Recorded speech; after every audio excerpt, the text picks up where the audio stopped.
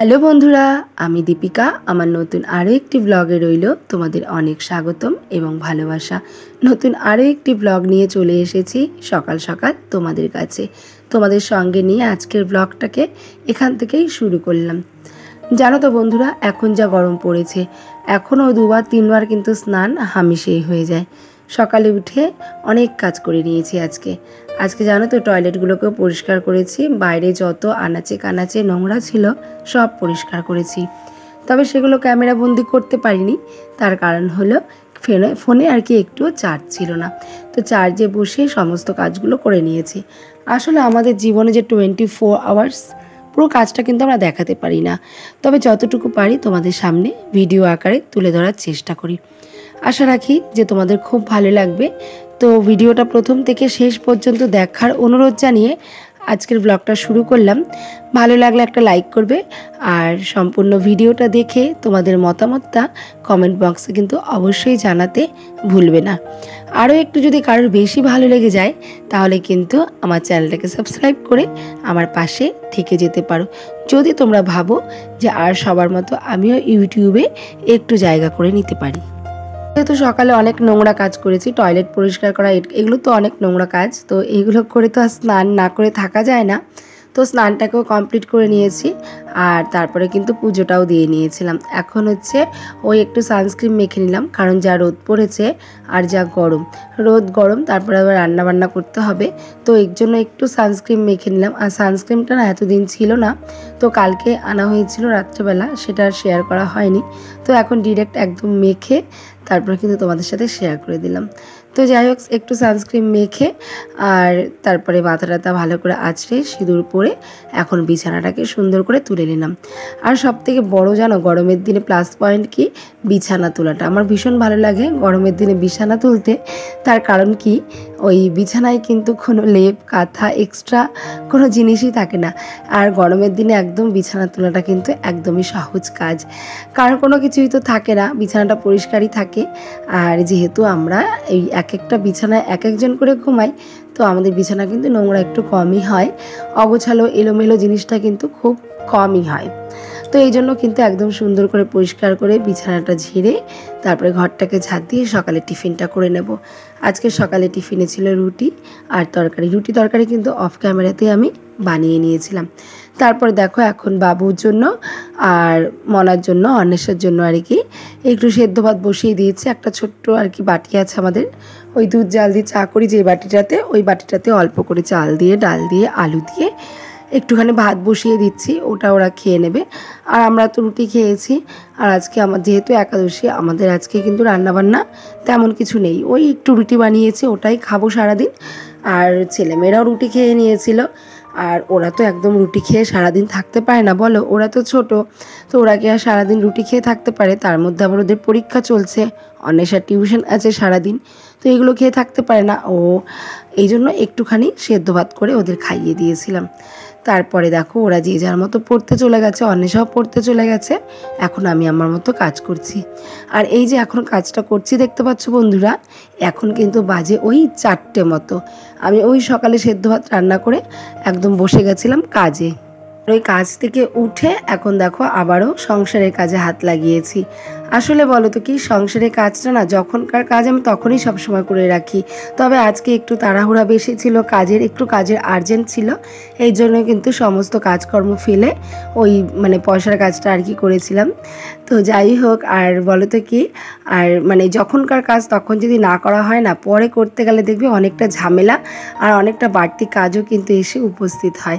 তো সেই ক্ষেত্রে যদি আমি সঙ্গের কাজ সঙ্গে করি না, তাহলে দেখবে ঘর বাড়িটাও পরিষ্কার থাকে, আবার পরিপাটিও থাকে, আর কাজগুলোও না খুব তাড়াতাড়ি হয়ে যায়। কিন্তু এই যে এখন দেরি করে করতে হচ্ছে, আর এখন কিন্তু অনেকগুলো এক্সট্রা কাজই হয়ে যাচ্ছে। তো আজকে না অনেকগুলো মশলার কৌটো যেগুলো আছিল ওগুলো না বের করে একটু ধুয়ে নিচ্ছি, কারণ অনেক দিন ধোয়া হয় না, হাতে কেমন তেল চিটে লাগে, ধরতে গেলেও ভালো লাগে না, খুব বিরক্ত লাগে।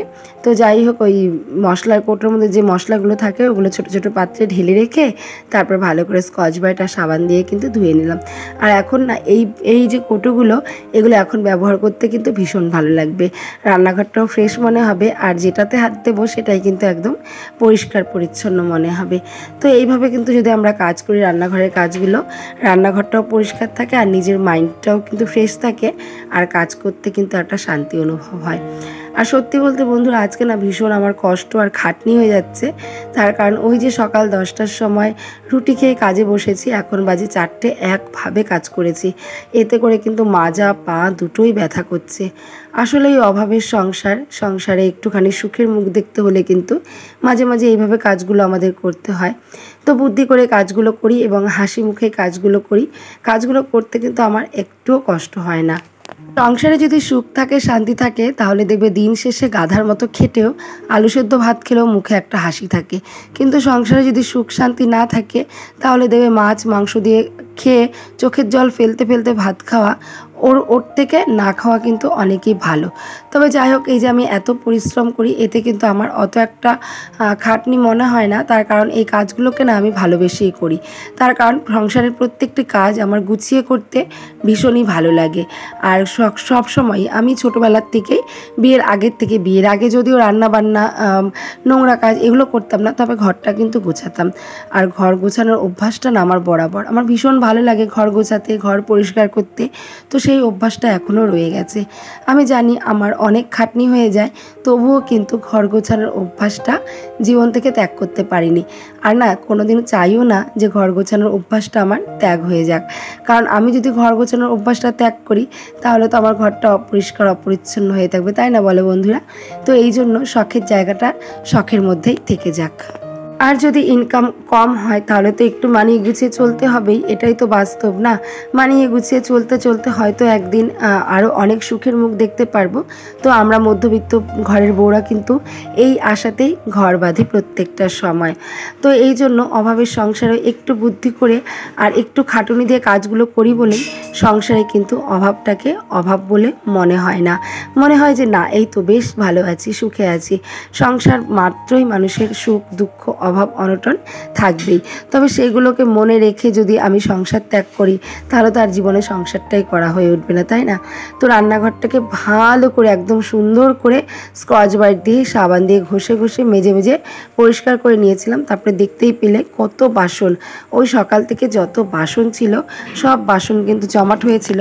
তারপর কিন্তু সবগুলো বাসনকে একদম সুন্দর করে পরিপাটি করে মেজে ঘষে ঘরে নিয়ে চলে এসেছিলাম। ওই যে এত গরম পড়েছে না, মাথাটা প্রচণ্ড পরিমাণে যন্ত্রণা করছিল। আর তার মধ্যে ওই কাজ থেকে উঠে এতগুলো কাজ করলাম, তো তা নিজেকে না একটু কেমন যেন অপরিষ্কার অপরিষ্কার মনে হচ্ছিল। তাই না আবারও গায়ে একটু ভালো করে জল ঢেলে স্নান করে এই দেখো ফুল স্পিডে কিন্তু আমি মানে হোম থিয়েটারটা চালিয়ে নিয়েছি, কারণ গান শুনতে না আমি ভীষণ ভালোবাসি, ভীষণ। তো গান শুনতে শুনতে কিন্তু একটু শুয়েও পড়েছিলাম। আর দেখতে পেলে বিকালে স্নান করে একটুখানি নিজের যত্ন করছিলাম। ওই নিজে একটুখানি ময়শ্চারাইজার ক্রিম মাখা বা একটুখানি মাথা ভালো করে আঁচড়ানো, পরিপাটি করা, এইগুলো বেশ আমার ভালোই লাগে। তারপর দেখো আয়নায় নিজেকে একটু দেখছিলাম। আসলে আয়নায় তো নিজেকে ভালো মতো তেমনভাবে দেখার সময়ই হয় না, তবে যতটুকু টাইম পারি একটুখানি 5 মিনিট হলেও সারাদিনে নিজেকে একটু আয়নায় দেখি। এতে না নিজের সারাটা দিনের যে অপূর্ণতাটা এই জায়গাটা এসে পূর্ণ হয়ে যায়। সারাটা দিন যে এত পরিশ্রম করি না, ওই যে নিজেকে একটু আয়নায় পরিপাটিভাবে দেখি না, তখন বেশ ভালো লাগে। আর নিজেকে পরিপাটি করে রাখতে পারলে কিন্তু সংসারটাকে এমনিতেই পরিপাটি করে রাখা যাবে। আর না আমি চেষ্টা করি শত কাজের মধ্যেও সংসার পরিপাটি রাখার। একটা দিন তো বয়স হবে, মাথার চুল পড়ে যাবে, চামড়া কুঁচকে যাবে, হাঁটু ব্যথা হবে, কোমর ব্যথা হবে, সব কিছু হবে। সেদিন তো চুপটি করে ঘরে বসেই থাকবো, তাই না? সেদিন আর রং বেরঙের শাড়ি দিয়ে কী হবে? তখন মেডিসিনের পয়সা জোগাড় করতে হবে। যে টাকা দিয়ে শাড়ি কিনবো সে টাকা দিয়ে তখন আমাদের মেডিসিন খেতে হবে।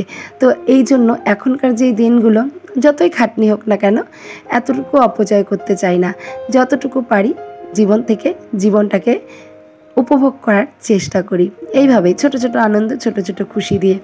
এখন সন্ধ্যাবেলা একটু সন্ধ্যা দিয়ে নিয়েছিলাম, তখন একটু শুয়ে পড়েছিলাম, শুয়ে একটু ঘুমিয়েও পড়েছিলাম। তারপরে উঠে সন্ধ্যা দিয়ে একটু বেরিয়ে পড়েছিলাম। এটিএম থেকে টাকা তুলে বাবুর একদম হাফ প্যান্ট ছিল না।